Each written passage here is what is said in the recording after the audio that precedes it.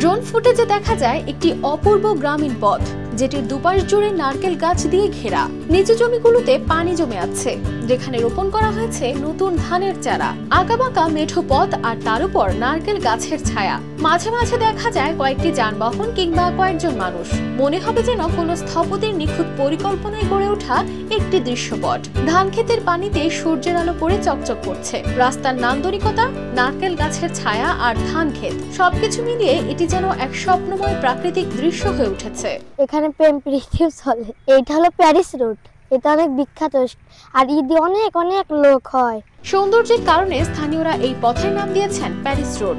ঝিনাইদহ শহর থেকে মাত্র 5 কিলোমিটার দক্ষিণে নলডাঙ্গা এলাকায় অবস্থিত এই রাস্তা। মানুষজন আসতে আসতে একজন নাম দিতে দিতে নাম হয়ে যায় প্যারিস রোড। আমাদের বাসা এই পাশেই। স্থানীয়দের তথ্য মতে 20 থেকে 25 বছর আগে নলডাঙ্গা থেকে তেঁতুলতলা পর্যন্ত রাস্তাটির দুই পাশে কয়েক হাজার নারকেল গাছ লাগানো হয়েছে। সময়ের সঙ্গে সঙ্গে সেই গাছগুলো বড় হয়ে আজ রাস্তার সৌন্দর্য বহু গুণে বাড়িয়ে দিয়েছে। এখন সব মশার বিরুদ্ধে সুরক্ষা দিতে এলো বসুন্ধরা এক্সট্রিম অ্যারোসল। মশার বিরুদ্ধে এক্সট্রিম সুরক্ষা। প্রতিদিন সকাল বিকেল এখানে ঘুরতে আসেন অনেক মানুষ।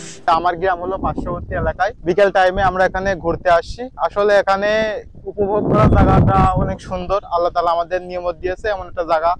এখানে বিকেল টাইমে অনেক ভিড় হয়। এখন হয়তো মানে একটু বৃষ্টি বাদলের সময় তো ওই জন্য কোনো ভিড় হয়নি। কেউ পরিবার নিয়ে বেড়াতে, কেউ ছবি তুলতে, কেউ আবার প্রকৃতির মাঝে একটু নিঃশব্দ প্রশান্তির খুঁজে পেতে। বিশেষ করে সোমবার ও শুক্রবার ভিড় বেশি হয়, কারণ এই দুদিন আশেপাশে হাট বসে। তবে অনেক লোক অনেক জায়গা থেকে ঘোরাঘুরি করতে আসে। তবে জায়গাটা অনেক সুন্দর, অনেক পরিবেশ অনেক সুন্দর, উপভোগ করা যায় প্রাকৃতিক পরিবেশ। এখানে মনে করেন যে একটা প্রাকৃতিক সৌন্দর্য পরিবেশ।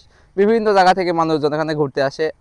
আমরাও আসি, আমরা প্রতিদিন বিকালে এখানে আসি, ভালো লাগে। নিজ উদ্যোগে এইসব গাছের তদারকির কথা জানান এই কর্মকর্তা। সরকারি গাছ কেউ সার পানি দেয় না, কিন্তু সার পানি দিয়ে আসলাম।